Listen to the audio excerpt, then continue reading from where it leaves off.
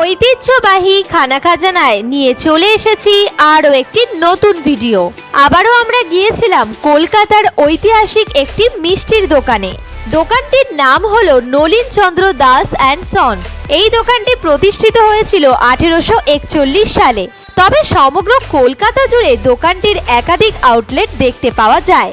ঠিক তেমনই একটি আউটলেটে আমরা গিয়েছিলাম, আর সেই আউটলেটটি অবস্থিত হেদুয়া পার্কের কাছে, যেখানে নানান ধরনের মিষ্টির মধ্যে অন্যতম একটি হলো ছানার পায়েস।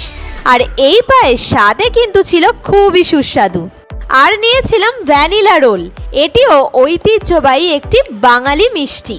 এছাড়াও নিয়েছিলাম এখানকার ইউনিক মিষ্টি চকলেট বোম, যা ছিল চকলেটে মোড়ানো এক সুস্বাদু মিষ্টি। আর দোকানটির লোকেশন ডেসক্রিপশন বক্সে দেওয়া রইল। ফুল ভিডিও রয়েছে ইউটিউবে। Follow for more.